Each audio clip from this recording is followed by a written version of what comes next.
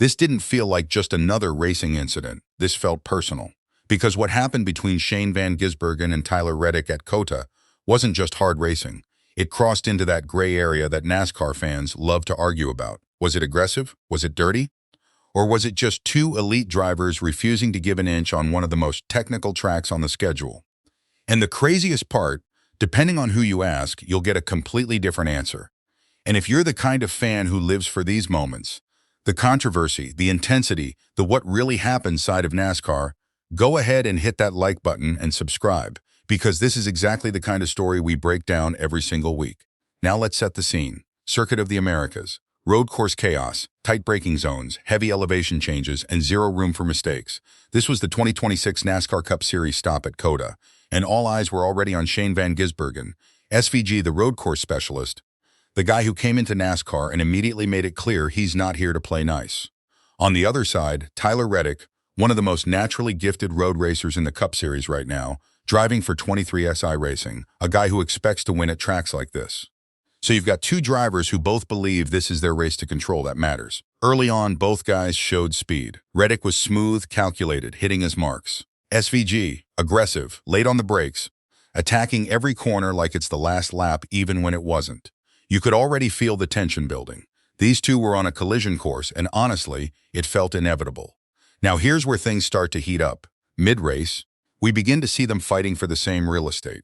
Through the S's into those tight braking zones, Turn 1 especially, SVG starts closing in. And if you know anything about his style, you know he's not backing out. He's going to send it. And he did. First contact wasn't massive, but it was enough. SVG dives in deep, Reddick holds his line, and there's that little bit of door-to-door rub. Nothing catastrophic, but it sends a message. I'm here, and I'm not lifting. Reddick didn't forget that. Fast forward a few laps, and now the stakes are even higher. Track position is everything at COTA. Clean air matters. And now they're not just racing. They're defending, attacking, and reacting to each other specifically. This is no longer just about the race. This is about each other. And then, the moment late in the race, under heavy braking into one of the tight corners, this is where everything boiled over. SVG makes another aggressive move, again pushing the limits on entry. Reddick turns in, expecting at least some space. And there's contact, not just a rub. This disrupts Reddick's line, unsettles the car, and costs him momentum at a critical point. And here's the thing, SVG gets through. Reddick loses out. Now immediately, fans split into two camps. One side says, that's road course racing. If you don't like it, don't leave the door open. The other side, that was over the line. That wasn't a clean pass, that was forcing the issue. Let that sink in, because intent is everything here. Did SVG misjudge the corner?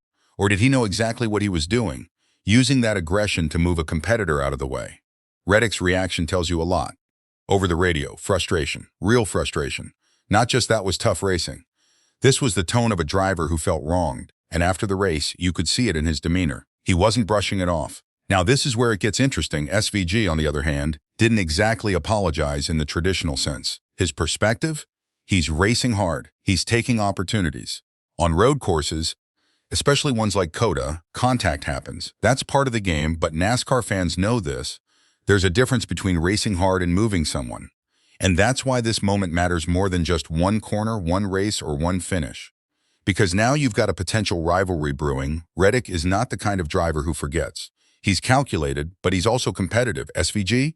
He's built his reputation on being fearless, especially on tracks like this. So what happens the next time they're side by side? Do things escalate? Does Reddick return the favor?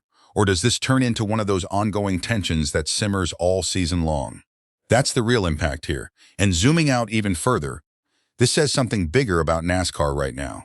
We're seeing more road course aggression, more international influence with drivers like SVG bringing different styles into the Cup Series, and more situations where the line between clean and too far gets blurred. That's good for excitement, but it also creates moments like this, moments where fans argue, drivers react, and the sport feels unpredictable again because, let's be honest, this wasn't just a racing incident. This was a statement. SVG saying, I'm going to race my way, and Reddick being forced to deal with it in real time. And the next chapter of this story? It's coming. Whether it's the next road course or even somewhere unexpected, these two are going to find each other again. So now I've got to ask you, was SVG's move on Reddick at COTA just hard racing? Or did he cross the line and take too much? And if you were in Reddick's position, are you letting that go? Or are you remembering it the next time you see that car in your mirror? Drop your take in the comments, because I know this one's going to split the room. And if you want more breakdowns like this, real reactions, real analysis, and the biggest NASCAR stories, make sure you like, subscribe, and be part of this growing racing community.